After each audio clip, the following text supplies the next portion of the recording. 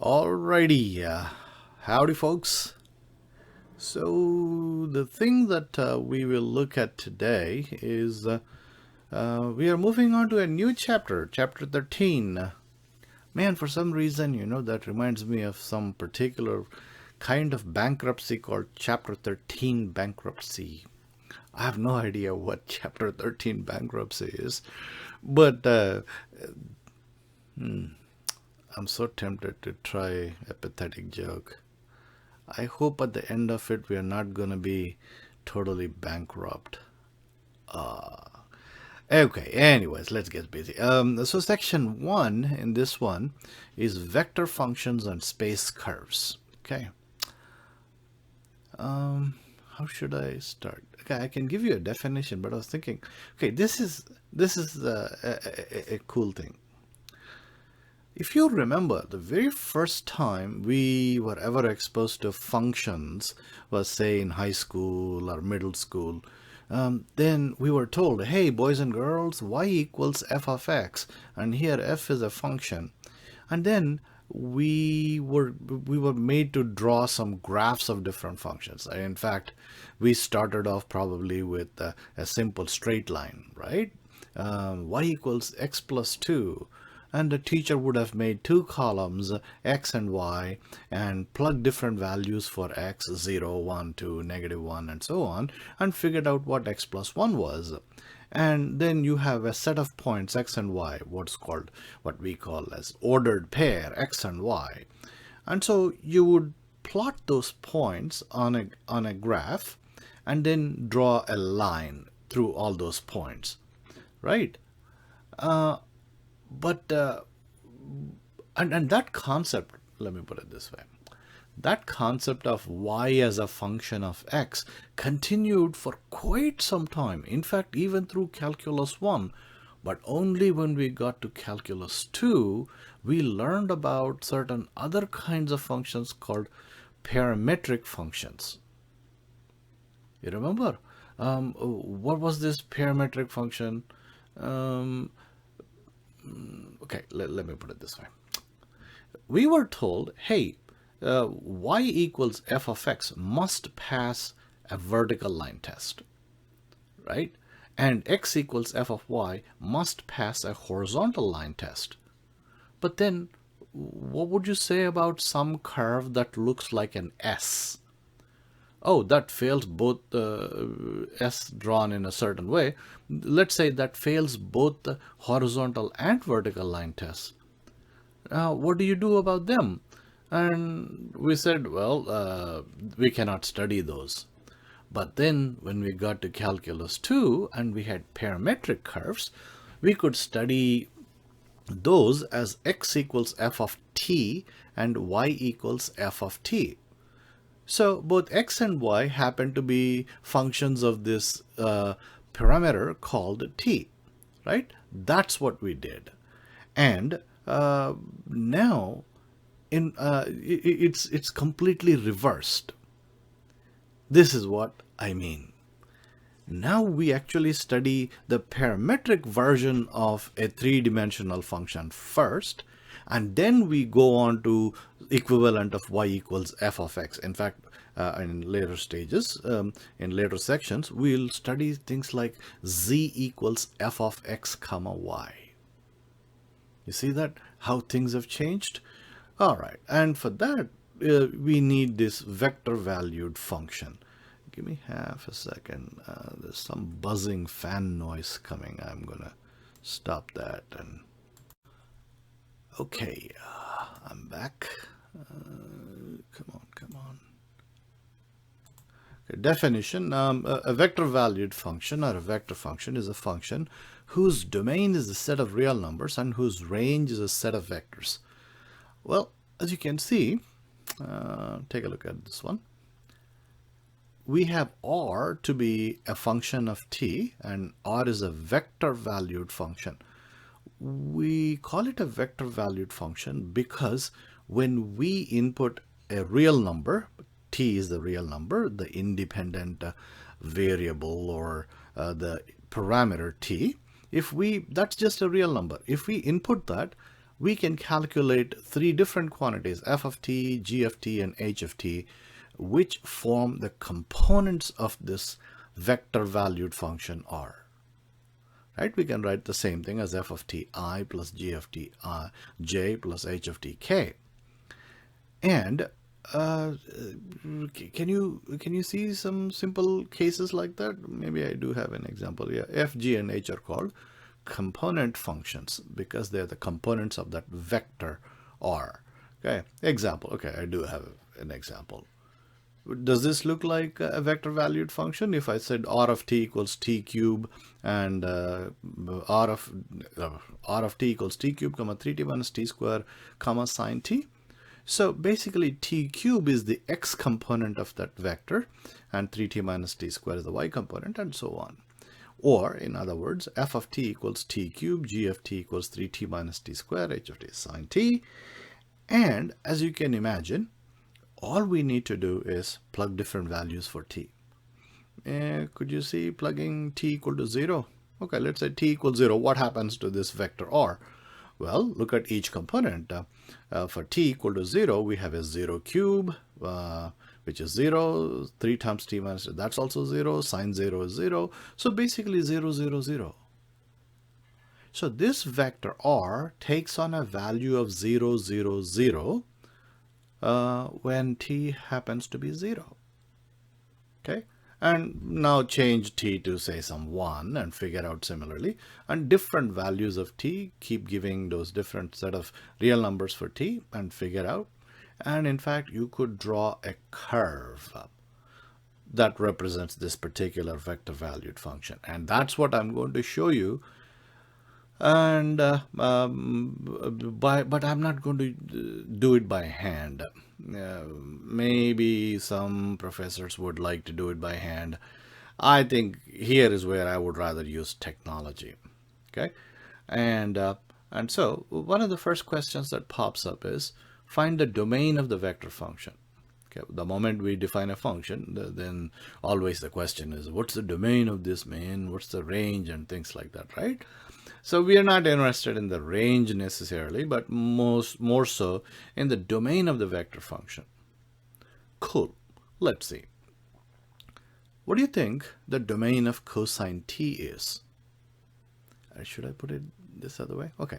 To find the domain of this vector function, here is the idea. We need to find the domain of each of these component functions, f, g, and h. Where here, in this case, f of t is cosine t. So let's ask ourselves, so what's the domain of cosine t? Any idea? I don't know what a domain is, man. It's been a long time.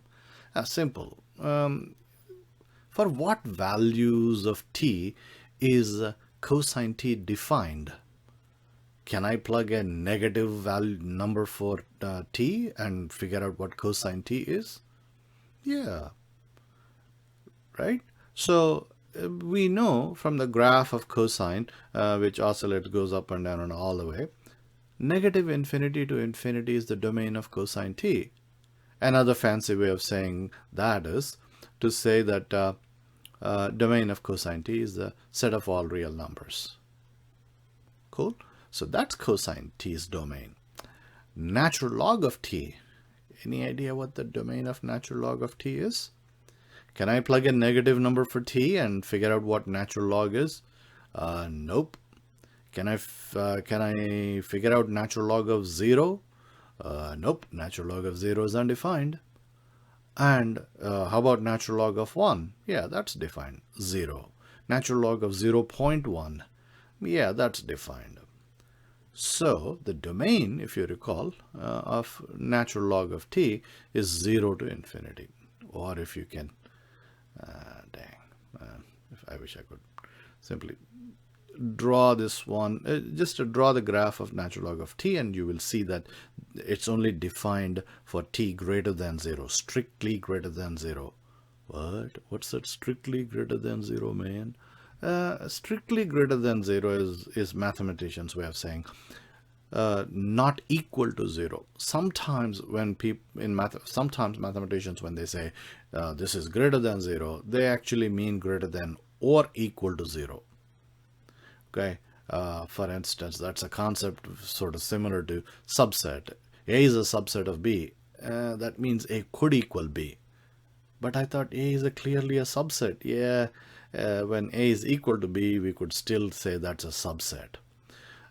In order to clearly indicate that nope, this is not equal to 0, people say strictly greater than 0, right? And so anyway, where was I? A domain of natural log of t happens to be 0 to infinity, 0 not included, right? In other words, we could say domain of natural log of t is t in real number set such that t is greater than 0. That's another way. All right. What's up with the 1 over t minus 2? I'll let you tell me what the domain of that is. Is there any number that you cannot plug in for t and figure out 1 over t minus 2? I'm sure you all know. Man, if you plug t equals 2, 1 over t minus 2 blows up. Oh, okay. Yes, you're right. So what should we do? We can plug any number except 2. And how do we indicate that? Like this. An open interval negative infinity to 2, union 2 to infinity. What this does is this removes the 2 from that set all the way from negative infinity to infinity. Right? Now comes the interesting part. Our objective is to figure out what the domain of this vector valued function R is. All we have done so far is figured out the domains of those component functions. And to find the domain of the whole thing, what should we do? Any thoughts? If you need to pause the video, please do and think about it. Right? We need to take the intersection of all these domains. That means when we claim some t is in the domain of R, then we must be able to calculate every component. It's not enough if you can figure out only one of them or some of them. For example, -1. Yeah, cosine of -1. Totally cool. Can you figure out 1 over -1 1 over t minus 2 for -1? Yeah. However, natural log of -1, you cannot find that. That's not in the domain. -1 is not in the domain of natural log. That's it. So basically, you need to take the intersection of all these domains. And that gives us 0, 2, union 2 to infinity. Can you see that? Cosine t says, okay, any number is cool with me, negative infinity to infinity. The moment we put the domain of natural log into play, then that chops it off from all the way from negative infinity to infinity. And we have to say only 0 to infinity, just based on the first two. And this one, the domain of 1 over t minus 2 says, oh, you can't have 2. Oh, that means from this set 0 to infinity, we need to remove 2. And that's what gives us 0 to 2 union, 0, 2 union 2 to infinity. I'm sure this is fairly common sense, right? I'm sure you understood this. All right, let's move on. The limit of a vector function. Yeah, we are already getting into limits. And this is somewhat straightforward for these kinds of things. Pay attention to what I'm about to say. When we have a vector function of this kind, it is somewhat easy to figure out the limit. As you can see, limit of r of t as t approaches a is you take the limit of each of those component functions as t approaches a and build a vector out of it, and that's it. But actually, when we get to z equals f of xy, and we need to find the limit of z as x comma y approaches some a comma b, something like that, that is going to be a bit tricky. All right. So be mindful of that, and that's coming up fairly shortly. But this is somewhat straightforward, and I'll show you a few examples, and you'll be like, yeah, that's easy, man. All right. provided the limits of the component functions exist. Okay. So as an example, I think this is ridiculously simple example I picked just so that you start to understand the concept. Okay. Limit of r of t as t approaches 1. What should we do according to this? Well, figure out limit of t square as t approaches 1. Duh. Back in Cal 1, we knew this, right? What do you do? Plug 1 and see, is that okay? Can you simply plug 1? The answer is yeah, t square is a polynomial, and a polynomial is continuous everywhere. That's the argument made. Polynomial is continuous everywhere, which means to find the limit of a polynomial at certain point, you can just plug that point and whatever value you get is the limit. Okay, limit of f of a equals limit of f of a as t approaches p is the same as f of p. So here limit as t approaches 1, so t square is just 1, 1 square is 1, and 1 minus 2 is negative 1, 3 plus 1 is 4, and I apologize for insulting your intelligence with a simple problem like this, but I just wanted you to see how fairly straightforward this is, right? But I would be doing a disservice to you if I do not pick something that is slightly complicated. Not overly, but slightly. Okay, for this you need to recall all your limit stuff that you learned in Cal 1. And probably used in Cal 2 as well. Okay. How do we find the limit of this as t approaches 1, limit of r of t? Find the limit of each of the components, right? So let's do that. Can you find limit of t square minus 1 over t minus 1 as t approaches 1? Okay, this is a rational function. Rational function is continuous everywhere in its domain. And so let's plug in 1, and we get 1 minus 1 is 0, and 1 minus 1 in the bottom is also whoa, you get 0 over 0. Guess what? That's undefined, and in fact 1 is not in the domain of this rational function. Ooh, 0 over 0. So what do? The moment you get 0 over 0 for a limit, you must do some kind of a manipulation, or there is this French guy thing. You remember the French guy thing?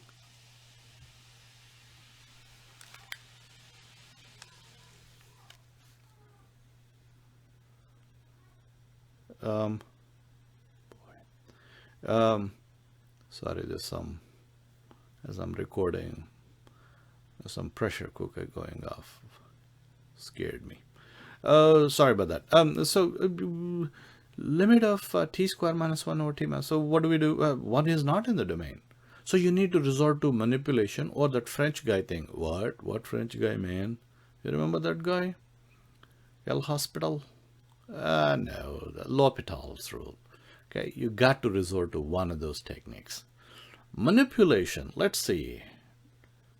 As soon as you see this, you should recognize, wait a minute, that t square minus 1, that's difference of squares, t plus 1 times t minus 1. And then t minus 1, we can cancel the t minus 1s. Can we cancel t minus 1 like that?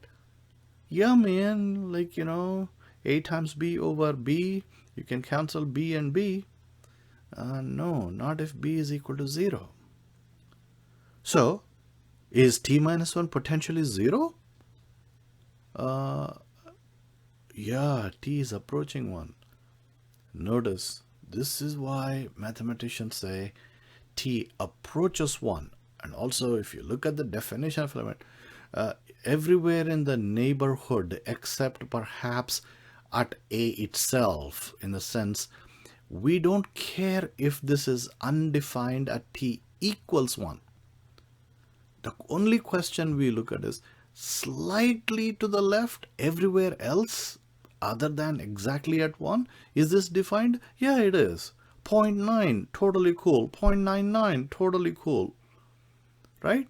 And so we say, okay, we are guaranteed that in limit, we are not going to let t become equal to 1. Therefore, t minus 1 is not going to be 0, and we can cancel this. And so reduce it to t plus 1. Oh, can you figure out limit of t plus 1? Yeah, that's a polynomial. So you can plug t equals 1 to figure out this limit. Did I contradict myself? I thought we were never going to say t equals 1. We were never going to let t equals 1. And what do I say right after I say that statement? All right, boys and girls, plug t equals 1 here. That's not a contradiction simply because it so happens if we are taking the limit of a function that is continuous, then the limit is exactly the same as what you would get if you were to actually plug in. You understand? If we were to plug in and look at what the value is, such as 2, and you were to calculate the limit, it would exactly be the same. Why is that? Because by definition, but we already concluded that a function is, a polynomial is continuous everywhere, which means limit of this function f of t as t approaches 1 is the same as f of 1. So there is no contradiction. However, that is not always true. When a function is not continuous, you cannot say, well, I'm going to plug 1 here. In the beginning, you can give it a try. Let's go back to this guy. You can give it a try. You can plug 1, but you ended up 0 over 0. That's undefined. And you cannot say, that's it, man. I got it to be 0 over 0. So 0 over 0 is undefined. So the limit does not exist. No, you cannot say that. Because you are not allowed to plug in 1. Or rather, you are not allowed to just plug in 1 and come up with whatever result and say, that's it. Because 1 is not in the domain of this rational function. Well, suppose the problem had asked, what's limit as t approaches 2? Could you plug in 2? And whatever you get, is that the limit? Yeah, it is. 1 is the only problem here. You see, that's the idea. All right, you already probably knew that. And the second one, and that's a piece of cake, is the radical. Yep, wherever it is defined, just plug in 1 and you get a nice number like 3. So no issues like 0 over 0, 0 to the power of 0, nothing like that. So we are cool with this. All right. And limit of sine pi t. This is really good. I like it. Limit of sine pi t over natural log of t. As a first trial, let's plug in t equals 1. Okay, as a first trial, you can do that. And we get sine of pi, which is 0, over natural log of 1, which is also 0. We also get 0 over 0. Oh, undefined, clearly. But earlier, when we had limit of t squared minus 1 over t minus 1, we got a 0 over 0 when we plugged in t equals 1. And then what did we do? We resorted to a certain manipulation. And when we, without what manipulation? Writing this as a difference of squares, t plus 1 times t minus 1, and simplifying it. What can we do like here? Can we do a similar manipulation? Try it. I don't know. That's why we use the good old L'Hopital's rule. What the heck is L'Hopital's rule? It simply says you want to find the limit of this function over this function, then that is equal to limit of the derivative of the top over the derivative of the bottom, right? And so that's what I did. I took the derivative of sine pi t, which is cosine pi t times pi because of chain rule. And what's the derivative of natural log of t? 1 over t. Cool. Now let's plug in pi. Let's plug in t equals 1 and see what happens to this. Cosine of pi. Any idea what cosine of pi is? -1. Cool. And 1 over 1 over 1. So pi times negative 1 over 1, pi cosine pi over 1, and that's just negative pi. Cosine pi is negative 1 times pi is negative pi over 1 is negative pi. Cool. That was just a bit involved, but realistically, it's just a problem from calculus 1. And so limit of r of t as t approaches 1 will take all the components 2, 3 and negative pi. That's what that function approaches as t approaches 1. Cool. All right, next. A vector function is said to be continuous at t equals a if limit of r of t as t approaches a equals r of a. So this is a logical extension of what we learned back in Cal 1. In Cal 1, it said something like, a function is said to be continuous at x equals a if limit of f of x as x approaches a equals f of a. This is very similar to that. Cool. All right. It's easy to see that the vector function is continuous at a if each component function is continuous at a. Yeah. Right. So if any of those component functions is not continuous, then obviously the vector function itself won't be continuous at that point. A space curve. This is kind of similar to what we did in Cal 2 with regards to parametric curves. A space curve. If by some chance, let me tell you this. If by some chance you had a teacher who never covered that parametric functions, parametric equations in Cal 2, don't worry about it. It's a simple, stupid thing. There's nothing complicated to it. A space curve is one that satisfies x equals f of t, y equals z of t, g of t, and z equals h of t. Okay. So here, what's so different about this from this vector valued function, right? Yeah, you're right. It's not all that different. In a vector valued function, what we did is we made a vector out of it. Here you don't make a vector and you just compute x, y, and z separately as functions of t. That's it. With what idea? Well, once you figure out various set of coordinates x, y, z, could you not draw a curve? Could you not plot each of those x, y, z points and then draw a curve? Just like what you did back in school. Y equals x plus 1 example that I gave. You figure out, for different x values, you figure out the corresponding y, and you get a set of x and y values, and you take them and plot. Right? That's exactly what we can do. The only thing is, since we are grown up and more sophisticated, let's feel good about ourselves, pat ourselves on the back for a second. We do it in 3 dimensions. We ain't got just an x and y, man. We got x, y, and z. Yeah, we are big kids now. So that's all there is to it. And in fact, what happened? Uh-oh. Dang. Something. Oh. Shucks. We will use Geogebra. There's a software that I would like you to download. Geogebra. Please do that. And it's a free version. And I somehow like this Classic 5 edition. Right? It makes life so simple.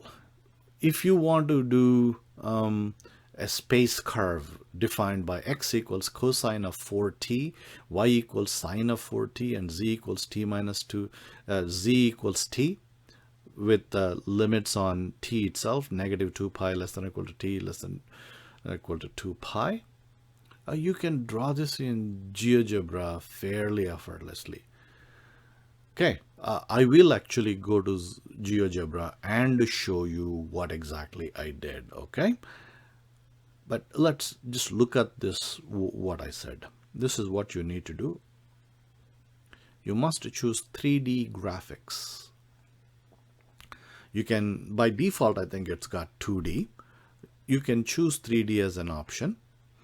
And there's something like an input box. You type stuff there and a corresponding point or curve or whatever shows up.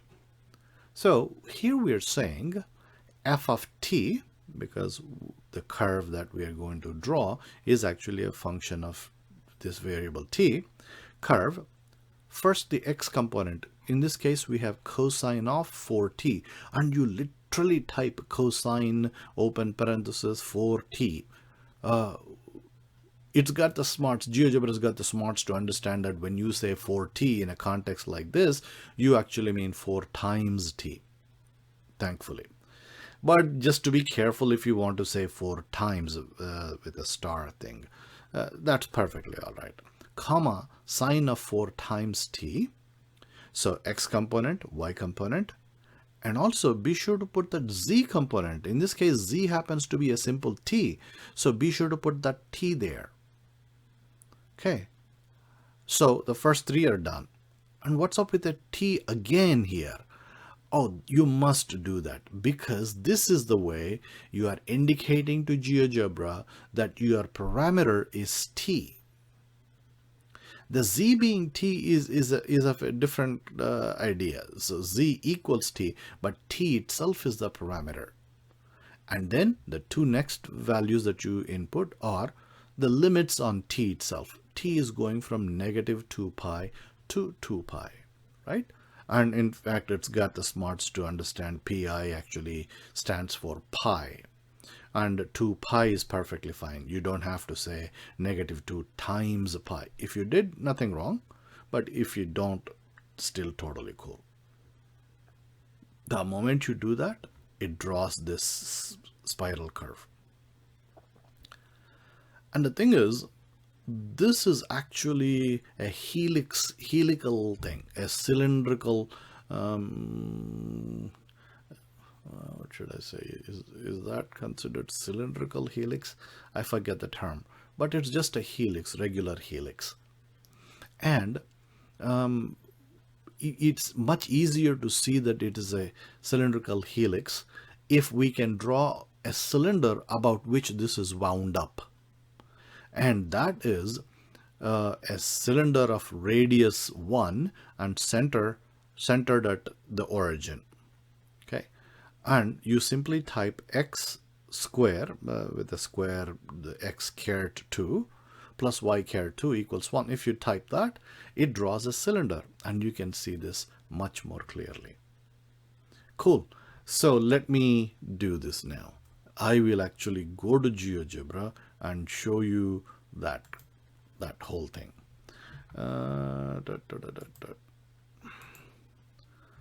Okay, so if I type, just like I said, f of t is equal to cosine of 4t, and f of t is equal to curve of cosine of 4t, comma sine of 4t, all that stuff. This is what you see. Maybe you won't see it quite like this. It may have a different orientation. All right, it's possible that the original one would look something like this. Yeah, and you can click with the mouse and rotate it to whatever you want. And I think I mentioned it before in some other context. The red RGB correspond to XYZ.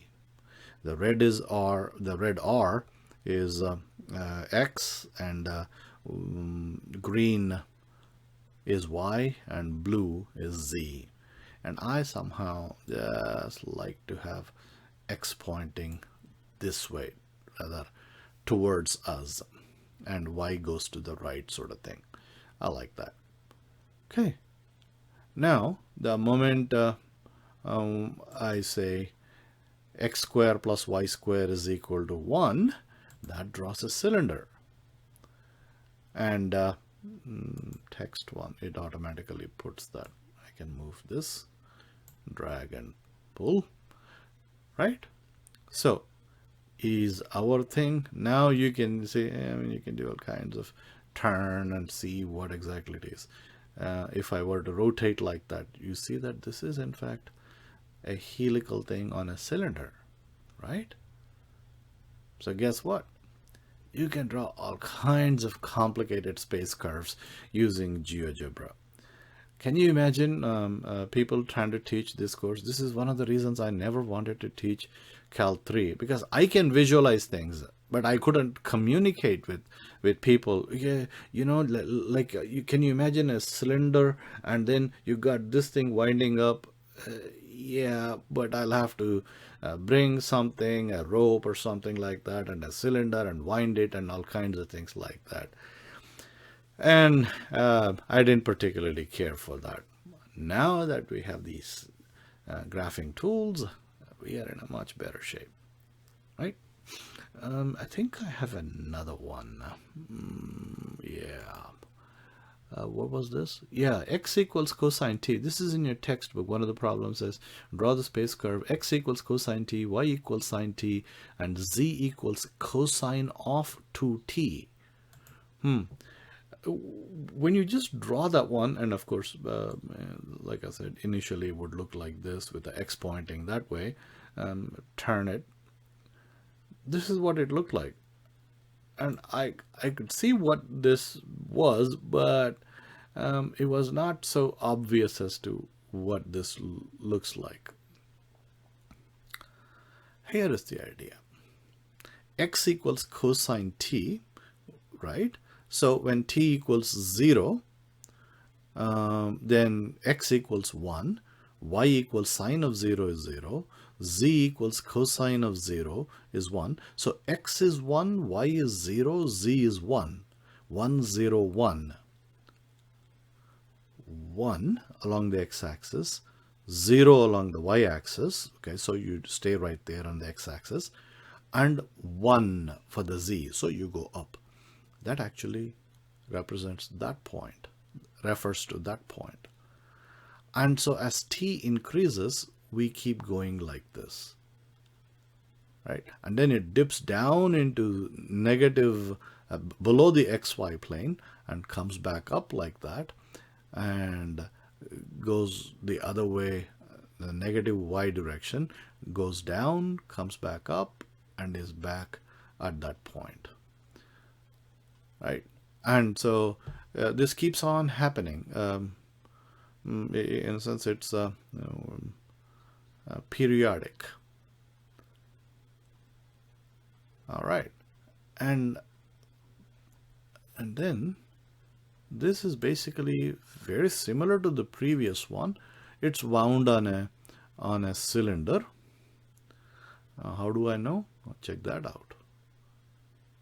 So if we were to stare this right from the top, you see that this curve is on, in fact, a cylinder. Cool. See, this is the kind of manipulation you can do, and convince yourself what exactly the curve looks like. Okay, so I'm pretty much done. I just want to encourage you to just go ahead and plot all the different space curves that you're expected to draw to get a sense of this, and turn, manipulate, rotate, and impress your friends. Cool? Ladies and gentlemen, or folks, that's all we got right now. I'll do the next one sometime soon.